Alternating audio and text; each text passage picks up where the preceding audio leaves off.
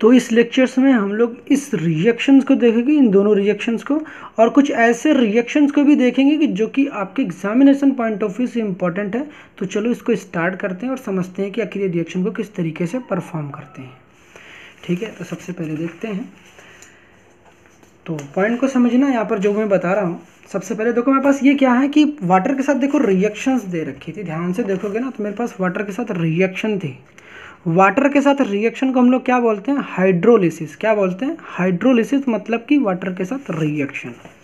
अब बात समझो, यहाँ पर देखो मेरे पास रिएक्शन को समझने से पहले मैं कुछ और भी रिएक्शन बताना चाहूँगा जो कि आपके एग्जामिनेशन में बाय द वे पूछा जा सकता है। तो सबसे पहला देखो आपके पास रिएक्शन क्या हुआ कि Xg(F6) जो होता है वो H2O के साथ रिएक्शन करेगा। इसको हम लोग बोल सकते हैं हाइड्रोलिसिस। ठीक है, यहाँ ध्यान से सुनना, Xg(F6) H2O के साथ रिएक्शन करेगा तो क्या बनाएगा। ठीक है, दिमाग में रखना। एक बात आपको पता होना चाहिए, ऑक्सीजन की वैलेंसी कितनी होती है? ऑक्सीजन की वैलेंसी कितनी होती है? 2। ये तो पता ना, ऑक्सीजन की वैलेंसी कितनी होती है? 2। और फ्लोरीन की वैलेंसी कितनी होती है? 1। फ्लोरीन की वैलेंसी कितनी होती है? 1। मतलब कि एक ऑक्सीजन के पास 2 लोगों की भगाने की टेंडेंसी होती है। एक ऑक्सीजन के पास 2 लोगों को भगाने की टेंडेंसी होती है। ठीक है, इस कॉन्सेप्ट का इस्तेमाल करना, समझ में आएगा। यहाँ पर क्या काम करना है? Xg(F6) के H2O के साथ रिएक्शन कराएंगे। अच्छा ये बताओ कि अगर हमने कहा कि एक ऑक्सीजन जो है, एक ऑक्सीजन 2 लोगों को भगा सकता है, हमने कहा कि एक ऑक्सीजन अगर 2 लोगों को भगा सकता है, तो बताओ हमारे पास अगर टोटल 6 फ्लोरीन है, मुझे फ्लोरीन को यहाँ से भगाना है, तो हमने कहा कि यहाँ पर अगर मेरे पास 6 फ्लोरीन है तो कैसे भागेगा? हमने कि इसका मतलब कि हमें 3 ऑक्सीजन लेंगे। देखो एक ऑक्सीजन 2 लोगों को भगाता है, तो हमने कहा कि यहाँ ना 3 से मल्टीप्लाई कर देंगे तो 6 भाग जाएंगे। यहाँ तो देखो 3 किससे को भगाएगा? 6 को। एक 2 को भगाता है, तो यहाँ पर हमने कहा कि 3 से मल्टीप्लाई करोगे तो 3 2 6 हो जाएगा। हमने कि एक जो है 2 को भगाएगा, 3 6 को भगाएगा। इसका मतलब कि यहाँ अगर 3H2O ले ले तो क्या होगा? ये जो 6 के 6 फ्लोरीन है ये बाहर भाग जाएंगे। तो ये जो फ्लोरीन हो गया ये तो बाहर चला जाएगा, तो ये क्या बन जाएगा? HF बन जाएगा। ये हाइड्रोजन और फ्लोरीन क्या बना लेंगे मिलके आपस में? HF। ध्यान रखना HF ही बनेगा। ठीक, क्या बन जाएगा? HF, hydrofluoric acid, HF। ठीक, कोई दिक्कत क्या? नहीं। हमने कुछ तरीके से दिख रहा होगा, यहाँ पर ऑक्सीजन बताओ कितने? देखो यहाँ पर 3 2 6 हाइड्रोजन थे, तो हमने कहा कि यहाँ पर मैंने क्या लिख दिया? 6 लगा दिया, तो 6 हाइड्रोजन हो गए और 6 फ्लोरीन हो गए। 6 हाइड्रोजन हो गए और 6 फ्लोरीन हो गए। अब बताओ यहाँ पर ऑक्सीजन कितने बचे हैं? यहाँ पर ऑक्सीजन कितने हैं मेरे पास? ऑक्सीजन 3 है और जिनॉन बचा है, बाकी ये सब तो आपस में निकल गए। तो जिनॉन के साथ देखो ऑक्सीजन 3 बचे थे, तो जिनॉन के साथ ना ये ऑक्सीजन को चिपका दो, XgO3, तो हो गया भाई, रिएक्शन कंप्लीट हो गया। समझ में आई कि नहीं आई बातें? रिएक्शन बैलेंस भी और समझ में भी आ गया होगा। समझ में आया तो अच्छी बात है, नहीं समझ में तो रिएक्शन को आपको प्रैक्टिस करनी पड़ेगी। इतना पता होना चाहिए कि हाइड्रोजन और फ्लोरीन होंगे तो आपस में HF ही बनाएंगे, हाइड्रोजन होंगे और फ्लोरीन होंगे तो HF बनाएंगे। और यहाँ पर देखो जिनॉन है, ऑक्सीजन के साथ रिएक्शन करेगा तो XgO3 बनेगा। अगर ये बैलेंसिंग नहीं याद रहेगी थोड़ी सी तो दिक्कत हो जाएगी, ऑक्सीजन लगा नहीं पाओगे। ठीक, तो जिनॉन हेक्साफ्लोराइड जो है रिएक्शन करता है 3 मोल H2O के साथ, तो XgO3 जिनॉन टेट्राऑक्साइड प्लस 6 मोल HF बनाता है। ठीक, समझ में आई कि नहीं आई बातें? तो ये रिएक्शन प्रैक्टिस करना। नेक्स्ट रिएक्शन देखते हैं। नेक्स्ट हमारे पास देखो क्या आता है, Xgf4 था, एक फ्लोरीन और कम कर दो, Xg मतलब कि देखो ये इवन नंबर्स में एग्जिस्ट करता है। जिनॉन के जो फ्लोराइड है ना इवन नंबर में एग्जिस्ट करते हैं। Xgf6 था तो Xgf4 बनाता है, इवन नंबर में एग्जिस्ट करते हैं। नेक्स्ट हमारे पास अगर तीसरी बात करोगे तो तीसरा कौन सा हो जाएगा? मतलब यहाँ पर देखो Xg लिखना था, Xg और फिर क्या हो जाएगा? F2 हो जाएगा। ठीक है, तो ये हो जाएंगे हमारे पास Xgf2, Xgf4, Xgf6। तो Xgf6, Xgf4, Xgf2, तो ये हो गया xenon hexafluoride, xenon tetrafluoride, xenon difluoride, ये हमारे पास हो गए। इसकी भी रिएक्शन किसके साथ करानी है? H2O के साथ करानी है। इसकी भी रिएक्शन किसके साथ करानी है? H2O के साथ करानी है। मज़े की बात देखना यार, रिएक्शन ना दिमाग लगाओगे ना तो याद हो जाएंगे। सेम जैसे दिखने वाली चीज़ों को मैंने एक साथ रखा है सो दैट आपके एग्जामिनेशन में अगर आता है तो अपना दिमाग लगाओगे और क्वेश्चन को करके दिखा जाओगे कि यार कैसे करना है।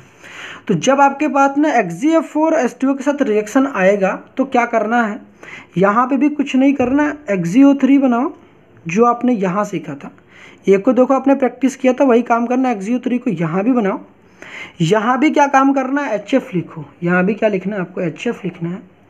यहाँ पर नई बात क्या है, जो Xgf4 है, 4 वाला है, वो जब H2O के साथ रिएक्शन करता है तो यहाँ पर होता क्या है? जिनॉन बनता है प्लस ऑक्सीजन गैस लिबरेट होती है। ऑक्सीजन एक पैरामैग्नेटिक गैस है, ये लिबरेट होती है, दिमाग में रखे रहना। यहाँ जिनॉन हमें एज इट इज मिल जाता है, मतलब कि जिनॉन एज इट इज हमें मिल जाता है, साथ में जिनॉन का ट्राई ऑक्साइड की फॉर्मेशन होती है। जिनॉन ट्राई ऑक्साइड की फॉर्मेशन होती है, जो कि जिनॉन आपका एक एक्सप्लोजिव सॉलिड है, एक विस्फोटक क्या है, सॉलिड है। XiO3 जो दिख रहा है जिनॉन ट्राई ऑक्साइड जो हमारे पास है एक्सप्लोजिव सॉलिड है, पता होना चाहिए, ठीक है। तो यहाँ मैं बता दिया हूँ, लिखना चाहते हो तो लिख लेना। तो XeF4H2O के साथ रिएक्शन करके XiO3 बनाता है, HF वही बनाता है, अलग क्या बनाता है, मतलब जिनॉन बनाता है प्लस ऑक्सीजन गैस लिबरेट करता है। ऑक्सीजन की खासियत क्या है, ये एक पैरामैग्नेटिक गैस है। XeF2 के प्लस H2O की बात करते हो तो यहाँ पर कुछ भी नया नहीं करते हो, यहाँ पर कुछ भी नया नहीं करते। ये जो जिनॉन बनाया था लास्ट में, इसको बस हटा देना, बाकी पूरी चीज़ एज इट इज़ कॉपी कर लेना। मतलब कि यहाँ पर देखो क्या काम करना है तो आपको, कि लास्ट में 2 बार तो XiO3 यार लिख चुके, बार बार लिखोगे तो यहाँ पर क्या काम करना है ना, ये जो XiO3 इसको हटा देना, बाकी पूरा एज इट इज़ कॉपी कर लेना। HF plus xenon plus O2, ये हो गई रिएक्शन। अब तीनों रिएक्शन को कैसे याद करोगे, मैंने अपने तरीके बता दिए, मैंने कैसे रिमेंबर कर रखे थे। पहले देखो मैंने क्या किया था, XgF के 3 मोल H2 के साथ रिएक्शन कराया, 3 मोल H2 के साथ रिएक्शन कराया, XiO3 बन गया प्लस 6 HF बन गया। अब मैंने क्या किया, XgF4 को इसके जस्ट नीचे लिखा, और लिखने के बाद मैंने क्या काम किया, यहाँ पर XgF4 में हमने क्या करा कि देखो यहाँ नीचे 4 था, जब नीचे यहाँ पर मेरे पास 4 था तो मुझे 4 आइटम बनाने थे, 4 चीज़ें बनानी थी। देखो 4 चीज़ें हैं कि नहीं, XiO3 है, HF है, जिनॉन है और O2 गैस है। तो 4 चीज़ें बन नहीं रही हैं कि नहीं बन रही, बिल्कुल बन रही है यार। XgF4 देखो ध्यान से, तो 4 ना ये चोर है और शोर मचाने वाला। कैसे देखो ना, हमने कि XiO3, फिर उसके बाद HF है, फिर जिनॉन है, फिर O2। ध्यान रखना XgF4 में 4 चीज़ें बन रही हैं, XiO3 बनना है, HF बनना है, जिनॉन बनना है, O2 बनना है। उसके बाद हमने क्या काम किया कि XgF2 जो है यहाँ पर क्या हुआ, यहाँ देखो एक ज़्यादा बना, यहाँ 4 था, एक कम हुआ, कौन सा, XiO3 वाला गायब कर दिया बस। XgF4 से XgF2 गए हो, ध्यान से सुनना। XgF4 से XgF2 कम हुआ कि नहीं हुआ, बताओ। XgF4 से XgF2 गए हो तो बताओ क्या 4 से 2 गए हो तो कम हुआ कि नहीं हुआ, बताओ। 4 से 2 गए तो कम हुआ, तो ये काम करना है, XgO3 को क्या कर देना, उड़ा देना, कम कर देना, शुरुआत वाले पहले वाले को उड़ा देना, ठीक है, पहले वाले को उड़ा देना, बाकी पूरा एज इट इज कॉपी कर लेना, HF plus xenon plus O2।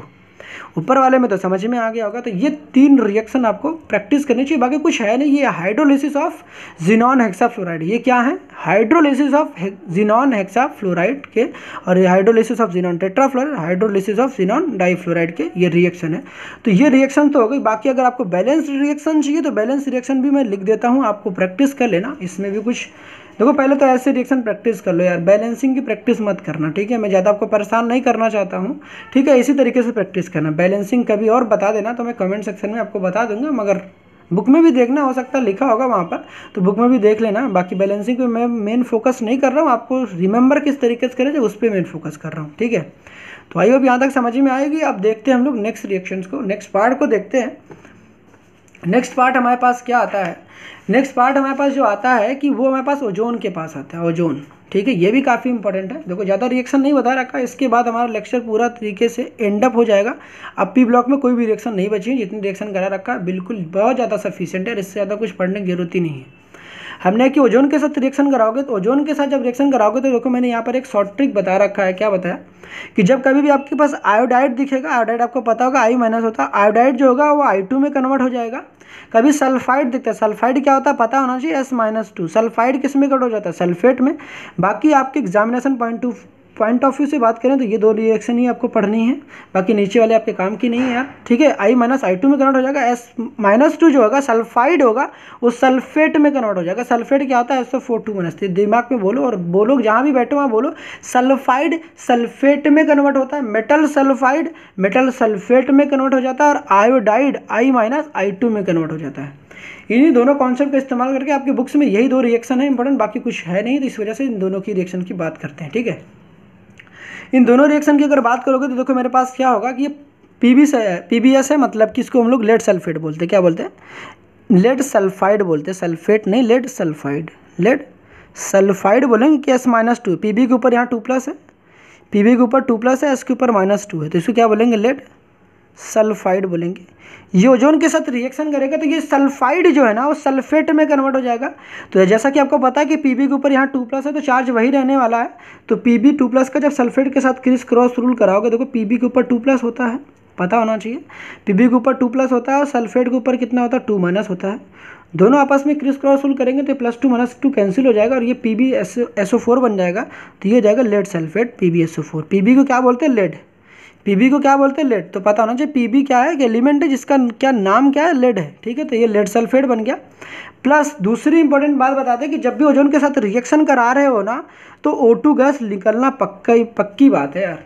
O2 gas पक्का निकलेगा, दिमाग में रख लो कि ओजोन रहेगा ना O3 है तो कम हो जाएगा, O2 बनाएगा, O2 बनाएगा ही बनाएगा भाई, ज़्यादा हो गया ना तो फिर कम हो जाएगा। O3 है, O2 बनाएगा ही बनाएगा। ठीक, इसका ऑक्सीडेशन हो जाता है।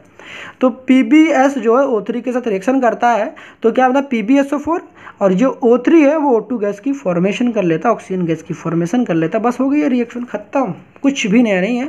PbS ओजोन के साथ रिएक्शन करता है, क्या बनाता है PbSO4 सल्फाइड सल्फेट में कन्वर्ट हो गया। ये लेड सल्फेट है, इसका नाम लिखना चाहते हो लिख लो लेड सल्फेट। ठीक है, ऑक्सीजन गैस लिबरेट करता है। सिमिलरली यहाँ भी काम यही करना है कि I ओजोन के साथ रिएक्शन करता है तो यहाँ भी क्या होने वाला है, ये जो I- है, जैसा कि आपको पता है KI को हम लोग K+ और I- लिख सकते हैं। ये पोटेशियम आयोडाइड है, पोटेशियम आयोडाइड है। लिखना चाहते हो तो लिख लो यार, चलो लिख देता हूँ मैं यार।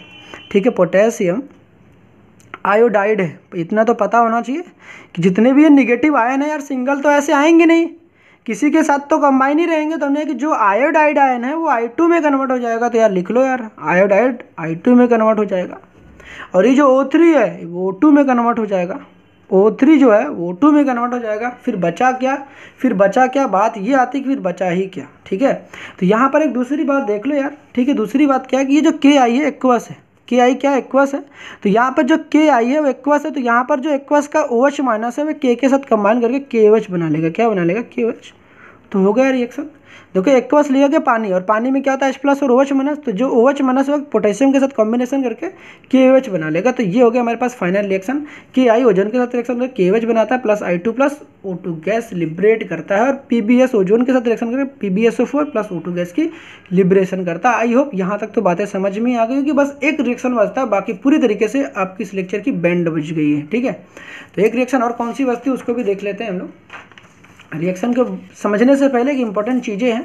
इंटर हैलोजन कंपाउंड की डेफिनेशन आपसे पूछ सकता है कि इंटर हैलोजन कंपाउंड की डेफिनेशन क्या होती है। ठीक है, तो ये एक छोटी सी डेफिनेशन 1 नंबर से 2 नंबर में पूछी जा सकती है, तो इसको भी प्रिपेयर कर लेना, हार्ड नहीं, एक बार मैं समझा देता हूँ।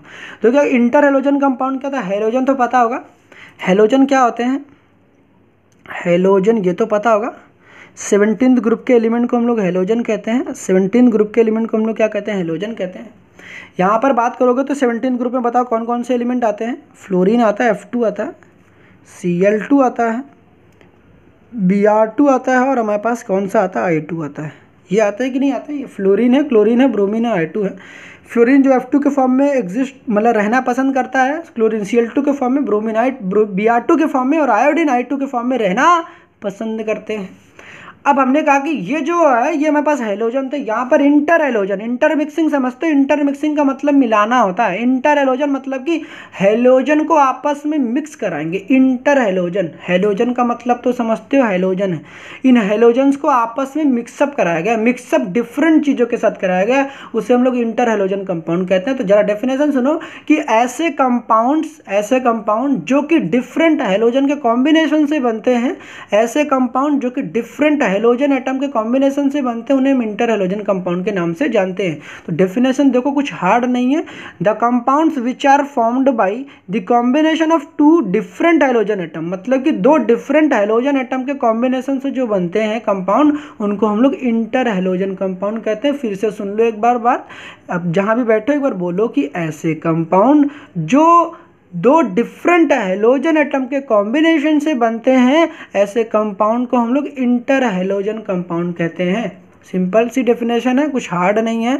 The compounds which are formed by combination of 2 different halogen atom, ये दिमाग में रखना, इस वजह से मैंने देखो ब्लैक कलर से लिख रखा है क्योंकि मेन यही है, combination of 2 different halogen atom are known as interhalogen compound. The compounds which are formed by combination of two different halogen atom, मतलब ऐसे कंपाउंड जो कि दो डिफरेंट हेलोजन एटम के कॉम्बिनेशन से बनते हैं उन्हें हम लोग इंटर हेलोजन कंपाउंड कहते हैं। वो इंटर हेलोजन कंपाउंड हमें ए बी टाइप के दिख सकते हैं। वो ए बी सब्सक्रिप्ट जो होगा एन टाइप के दिखेंगे। यहाँ पर एन जो होगा मेरा 1 होगा, या तो 3 होगा, या तो 5 होगा, या तो 7 होगा यहाँ पर, ठीक है।